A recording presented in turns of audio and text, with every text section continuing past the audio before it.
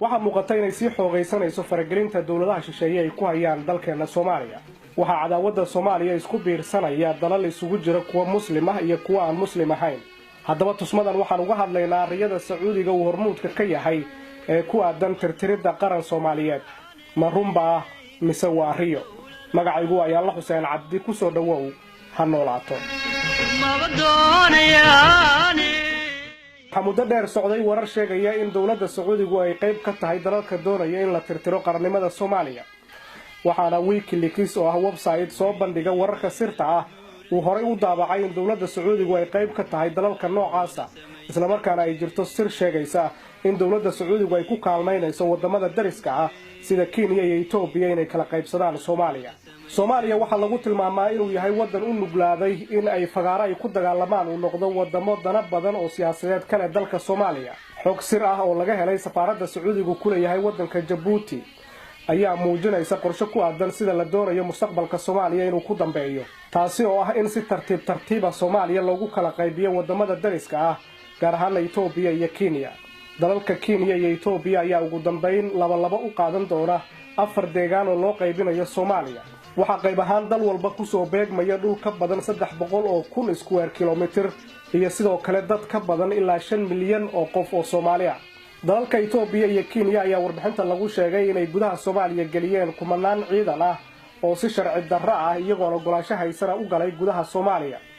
waxaa markii dambe markay awoodi waayeen dhaqaalaha faraha badan ee ciidamada uga baxa ay ku qasbeen dawladda Soomaaliya, gaar ahaan madaxweynaha Soomaaliya Xasan Sheekh Maxamuud, inuu kala qayb qaato sidii ay uga mid noqon lahaayeen ciidamada AMISOM.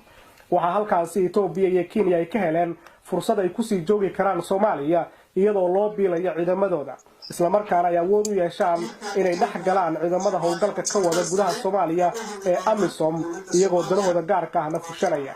I assure you that Ethiopia's defense force will make a difference in AMISOM operation by clearing Al-Shabaab.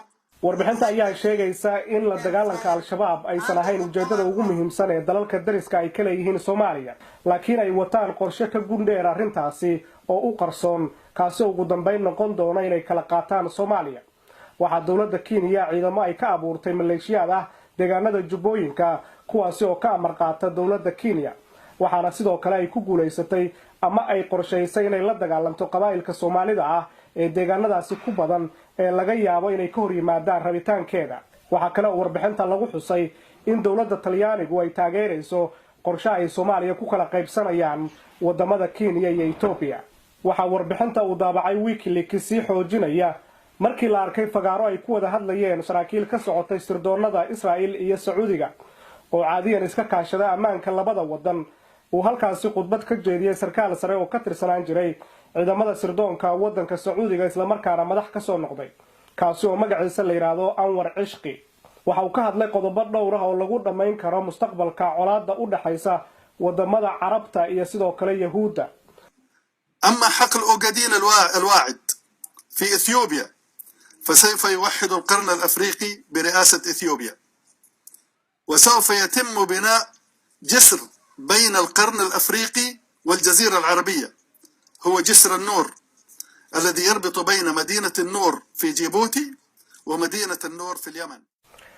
أنور عشقي waxa uu sheegay in si Carabta iyo Yahuuddu ay si nabadgelyo ugu wada noolaadaan ay muhiim tahay in khayraadka Soomaalida uu noqdo mid ay ka wada faa'iideystaan, isagoo xusay in si la mid ah gobolka Ogaadeen ay Ethiopia haysato in dhammaan dhulalka kale ee Geeska Afrika uu la jeedo Soomaaliya iyo Djibouti in la hoosgeeyo dawladda Ethiopia, kadibna buundo laga dhiso inta u dhaxaysa Djibouti iyo Yemen si ay uga wada faa'iideystaan dhaqaalaha halkaasi ka soo wada baxa Carabta iyo Yahuudda. hadalka General Anwar al-Cishqi waxa uu si cad u muujinayaa qorshaha ugu dambeeya ay boqortooyada Sacuudigu ka leedahay dagaalka u dhaxeeya Islaamka iyo Yahuudda oo ah mid ugu dambeyn ku eg qadiyad Carbeed. Sacuudigu waxa uu aaminsan yahay dhulka Falastiin ee ay Yahuuddu haysatay inuu yahay dhul Carabta laga haysto, laakiin dhulka Soomaalida ay Xabashidu haysato iyo kan xorta ah ee Geeska Afrika ee Soomaaliya uu Sacuudigu diyaar u yahay in la hoosgeeyo dawladda Xabashida ee Ethiopia si ugu dambeyn khayraadka ku jira dhulka Soomaalida ay Carabta iyo Yahuuddu uga wada faa'iideystaan. waxaa laga yaabaa in dad badan oo Soomaali aysan halis u arkin wararka noocan oo kala laakiin waxay dhammaantood baraarugi doonaan markay ku soo toosaan iyagoo aan dal iyo dad midna gacan lagu haynin. waa Yaalla Xuseen Cabdi oo idin leh Soomaaliya ha noolaato.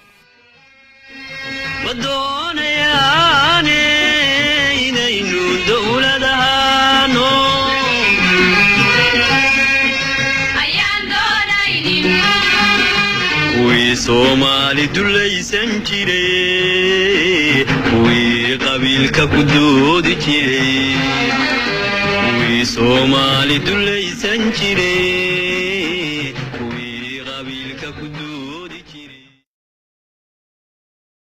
ومدينة النور في اليمن. Anwar Cishqi waxa uu sheegay in si Carabta iyo Yahuuddu ay si nabadgelyo ugu wada noolaadaan ay muhiim tahay in khayraadka Soomaalida uu noqdo mid ay ka wada faa'iideystaan. isagoo xusay in si la mid ah gobolka Ogaadeen ay Itoobiya haysato in dhammaan dhulalka kale ee Geeska Afrika uu ula jeedo Soomaaliya iyo Djibouti in la hoosgeeyo dawladda Itoobiya kadibna buundo laga dhiso inta u dhaxaysa Djibouti iyo Yemen si ay uga wada faa'iideystaan dhaqaalaha halkaasi ka soo wada baxa Carabta iyo Yahuudda. hadalka General Anwar al-Cishqi waxa uu si cad u muujinayaa qorshaha ugu dambeeya ay boqortooyada Sacuudigu ka leedahay dagaalka u dhaxeeya Islaamka iyo Yahuudda oo ah mid ugu dambeyn ku eg qadiyad Carbeed. Sacuudigu waxa uu aaminsan yahay dhulka Falastiin ee ay Yahuuddu haysatay inuu yahay dhul Carabta laga haysto, laakiin dhulka Soomaalida ay Xabashidu haysato iyo kan xorta ah ee Geeska Afrika ee Soomaaliya waxa muuqata inay sii xoogaysanayso faragelinta dawladaha shisheeye ay ku hayaan dalkeena Soomaaliya. waxa cadaawadda Soomaaliya isku biirsanaya dalal isugu jira kuwa Muslim ah iyo kuwa aan Muslim ahayn. haddaba tusmadan waxaan uga hadlaynaa riyada Sacuudiga uu hormuudka ka yahay ee ku aadan tirtiridda qaran Soomaaliyeed. ma runba mise waa riyo? magacaygu waa Yaalla Xuseen Cabdi. ku soo dhawow ha noolaato. waxaa muddo dheer socday warar sheegaya in dawladda Sacuudigu ay qayb ka tahay dalalka doonaya in la tirtiro qarannimada Soomaaliya.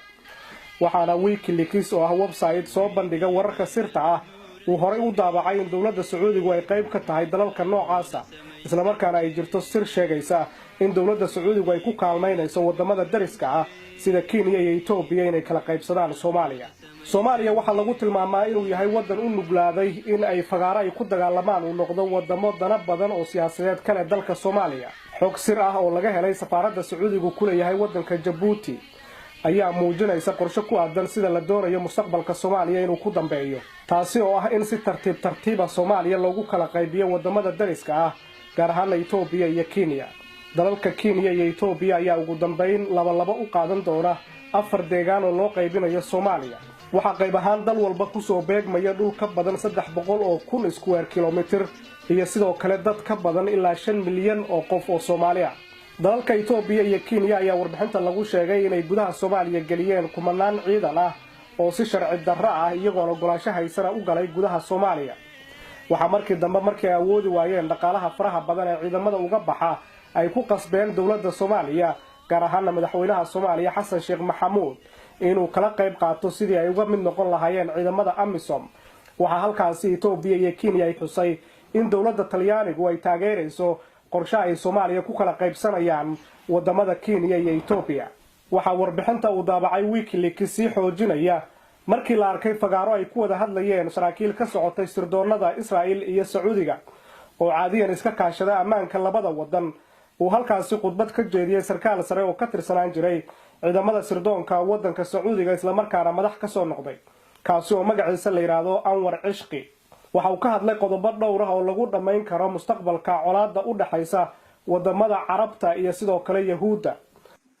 أما حقل أوغادين الواعد في إثيوبيا فسوف يوحد القرن الأفريقي برئاسة إثيوبيا، وسوف يتم بناء جسر بين القرن الأفريقي والجزيرة العربية، هو جسر النور الذي يربط بين مدينة النور في جيبوتي كهلان فرصة ay ku sii joogi karaan Soomaaliya iyadoo loo biilayo ciidamadooda, isla markaana ay awood u yeeshaan inay dhex galaan ciidamada howlgalka ka wada gudaha Soomaaliya ee AMISOM iyagoo danahooda gaarka ah fushanaya. I assure you that Ethiopia's defense force will make a difference in AMISOM operation by clearing Al-Shabaab. warbixinta ayaa sheegaysa in la dagaalanka al-shabaab aysan ahayn ujeedada ugu muhiimsan ee dalalka dariska ay ka leeyihiin Soomaaliya laakiin ay wataan qorshe ka gundheer arrintaasi oo u qarsoon kaasi ugu dambeyn noqon doona inay kala qaataan Soomaaliya waxa dawladda Kenya ciidamo ay ka abuurtay maleeshiyada deegaanada Jubbooyinka kuwaasi oo ka amar qaata dawladda Kenya waxaana sidoo kale ay ku guuleysatay ama ay qorsheysay inay la dagaalanto qabaa'ilka Soomaalida ah ee deegaanadaasi ku badan ee laga yaabo inay ka hor yimaadaan rabitaankeeda waxa kale oo warbixinta lagu